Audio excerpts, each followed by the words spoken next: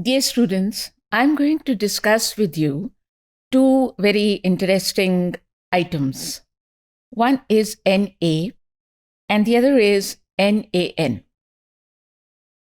अब क्या चीज़ें हैं? Yes, that's the question. What are these things? As is written in your book, and I've copied it on the slide, let me read it from here.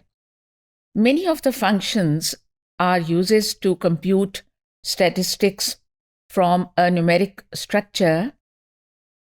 These functions will not run if the data set includes either missing values or undefined values, NAs or NANs. ठीक है जी? अभी ये कुछ थोड़ी थोड़ी समझ आनी शुरू हुई है कि मिसिंग वैल्यूज़ की बात हो रही है या अनडिफाइंड वैल्यूज़ की बात हो रही है. और जैसा कि पढ़ा, R जो है वो आपको रन करके नहीं देगा अगर आपके डेटा के अंदर मिसिंग वैल्यूज़ हैं या अनडिफाइंड वैल्यूज़ हैं.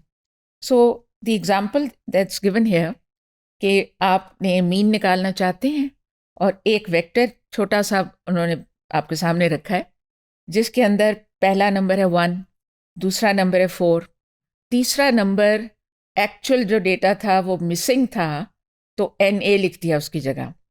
तो अब इसको जब रन करेंगे तो क्या रिज़ल्ट आया?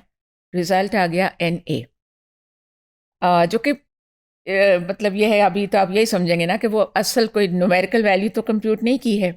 अभी थोड़ा सा जब मैं आगे चल के थोड़ी सी देर के बाद आपको बताऊंगी कि होता क्या है तो आप उसको और ज़्यादा बेहतर समझेंगे. अच्छा, अब दूसरा भी साथ ही देख लें कि वो 1 और 4 है, लेकिन तीसरा जो है दैट इज़ NAN. अब फिर इसका मीन निकालने की कोशिश कर रहे हैं तो वो उसका रिज़ल्ट क्या आ रहा है जी? NAN. Let me execute this for you. इसको हम एग्जीक्यूट करके देखते हैं कि क्या बनता है. क्या ऐसा ही हो रहा है? यहाँ पे हम अपने पिछले मॉड्यूल से आगे आ रहे हैं.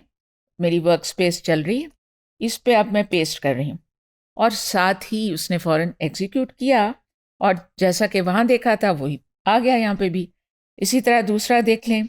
दूसरा जो है, और मीन निकालने की हम कोशिश कर रहे थे. अच्छा, अब ये दूसरा जो है इसमें वही चीज़ थी जो पहले लिखी हुई है, एक्सेप्ट के NA नहीं लिखा हुआ बल्कि NAN लिखा हुआ है. तो अब इसको हम कर देते हैं यहाँ पे पेस्ट और वो भी फ़ौरन ही एग्जीक्यूट हो गया और NAN आ गया.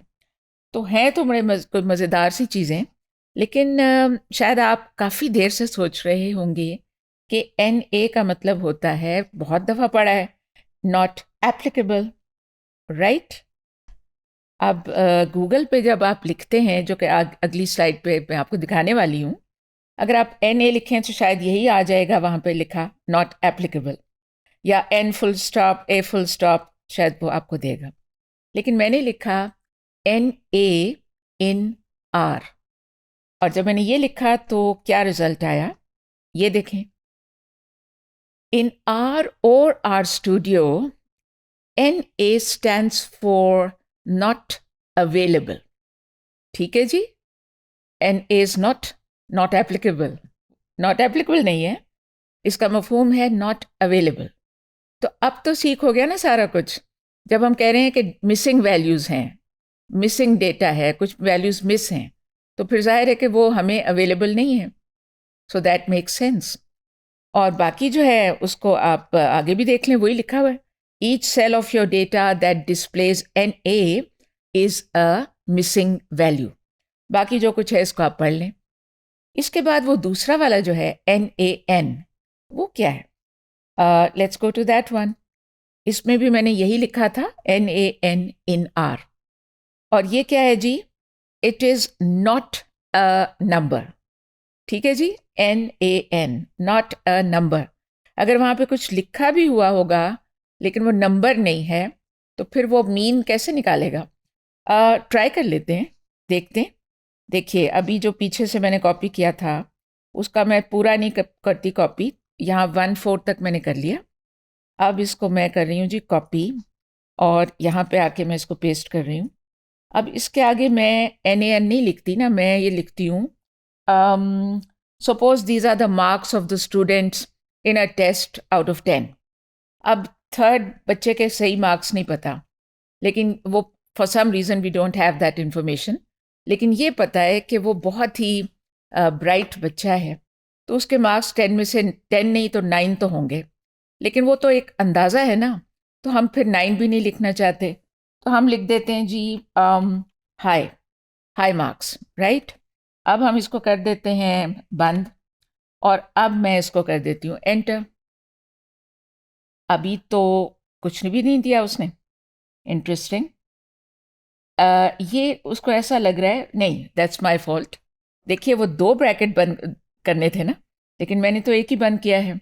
आगे प्लस साइन आ गया है, ये भी तो आपने बहुत इंपॉर्टेंटली ऑलरेडी भी सीख चुके हैं और आगे भी सीखना है।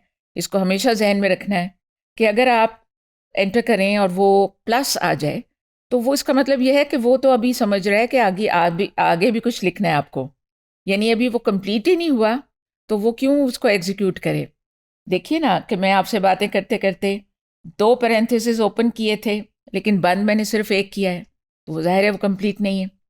अब हम क्या करें, अब मैं इस पूरे को अगर यहाँ से यहाँ तक कॉपी दोबारा करने की कोशिश करूँ, और उसके बाद if I somehow try to कि आगे जाके वो ठीक हो जाए, फिर मैं नया डालती हूँ।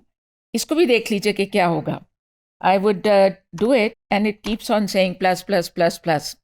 तो मेरा ख्याल है कि इस सेशन को मैं अबॉर्ट करूँ, इसको मैं बंद कर दूँ, इसको सेव भी ना करूँ, और दोबारा से आई वुड ओपन आर। और अब ज़रा हम देखते हैं कि मैं अगर ठीक तरह उसको टाइप करूँ तो क्या होगा। अब देखिए एक 2 खुले हुए हैं पैरेंथेसिस, और अब ये 2 बंद हुए। अब देखते हैं कि क्या होता है। Enter, error in 1-4 high, object high not found. अगर आप इस तरह लिखेंगे तो वो इस तरह आपको दे देगा। हाई, अच्छा इतनी बात ज़रूर है कि अगर हम हाई पहले डिफ़ाइन कर देते, फिर शायद वो NaN ही दे देता। यहाँ तो अभी डिफ़ाइन भी नहीं किया हुआ ना। कोई भी चीज़ जो आप किसी भी सेशन में जब कर रहे हैं, तो अगर वो कुछ लिख रहे हैं लेकिन वो पहले डिफ़ाइंड ही नहीं है, तो फिर आपके लिए प्रॉब्लम है ना। एक दफ़ा ये भी ट्राई करके देख लेते हैं। अगर हम हाई लिख दें, इसको किस तरह हम करेंगे। इसको हम इस तरह कर सकते हैं कि सी हम लिखें और उसके बाद पैरेंथेसिस खोलें, उसके बाद वो डबल, क्योंकि इस कैरेक्टर है, इट्स नॉट अ न्यूमेरिक, ये डबल कोट जिसको कहते हैं वो करें, और उसके बाद उसको बंद भी करें, उसके बाद ये पैरेंथेसिस बंद करें। तो अब ये वेक्टर है of 1 non numeric value, is that right? I think so. इसको एंटर करें। अब क्या गलती हुई, सी बड़ा हो गया। देखिए छोटी से छोटी चीज़ भी आप एरर करेंगे तो एरर तो होगा। सी हैज़ टू बी स्मॉल। अब हाई बेशक मैं बड़ा ही लिख लूँ, लेकिन सी चूँकि मैंने गलत कर दिया था, इसलिए उसने एरर दिया।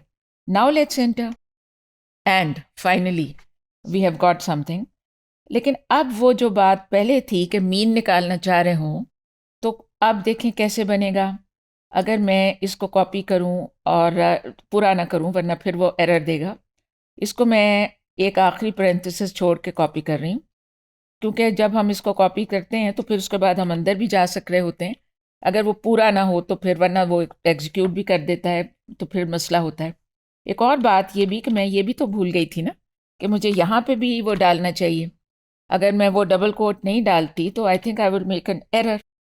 अब अगर देखें, एक और पैरेंथेसिस भी बंद कर दें, इसको गौर से देख लें, अब लग रहा है कि शायद ठीक है। एक्चुअली पिछले में वो वाला भी एरर था। ये तो आपने सीखा नहीं है कि जब आप नॉन न्यूमेरिक होगा तो आपको वो डालने हैं। चले अब देखते हैं अब क्या हुआ। वार्निंग मैसेज, एरर नहीं है। वार्निंग्स तो कई दफ़ा देता है, error is something different, warning is something different. in mean default C14 high, argument is not numeric or logical, returning NA, यानी इसने इसका रिज़ल्ट NA दिया है, नॉट अवेलेबल। और वो इसीलिए कि उसने गोया ये कह रहा है कि वो थर्ड वाला न्यूमेरिक फॉर्म में अवेलेबल नहीं है, तो इसलिए उसको उसने NA दिया है। इसी तरह इसको आप ख़ुद जितना ज़्यादा प्रैक्टिस करेंगे और बुक्स खोलेंगे, सिर्फ यही एक बुक नहीं, बहुत सी और बुक्स, कई बुक्स, और इंटरनेट पे भी सर्च करेंगे, जितनी ज़्यादा आप प्रैक्टिस करेंगे आपको इन चीज़ों का ज़्यादा आइडिया होगा।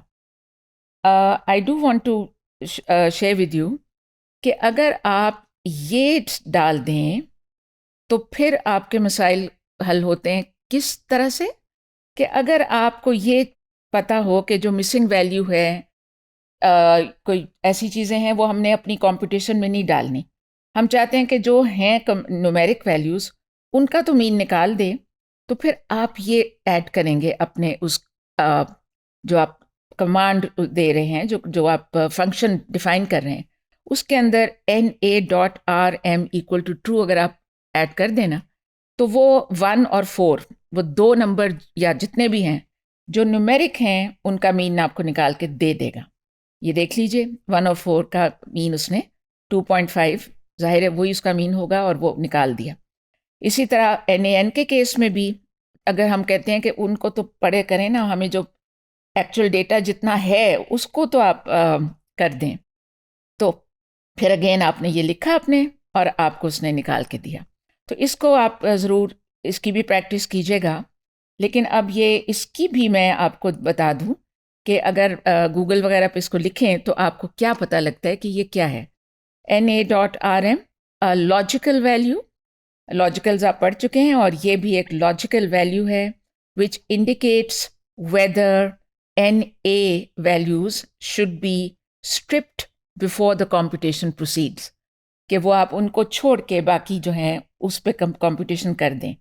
ये जो लिखेंगे तो उसका ये मफहूम है। So I wish you the best with all these concepts. ये देख लीजिए आखिरी बात कि functions that we have discussed already such as sum, prod, product के लिए, mean, median, max, min, range, essentially anything that calculates a numeric statistic based on a numeric vector, all of them have provision for NA.RM argument। यानी आप उनमें सब में ये कर सकते हैं। तो उससे ये होगा कि वो वाली वैल्यूज़ को छोड़ के जो मिसिंग है या प्रॉब्लमेटिक हैं, बाकी जो आपका प्रॉपर डेटा है कम से कम उनके लिए वो कंप्यूट कर देगा, may it be the sum, product, or whatever. That's it.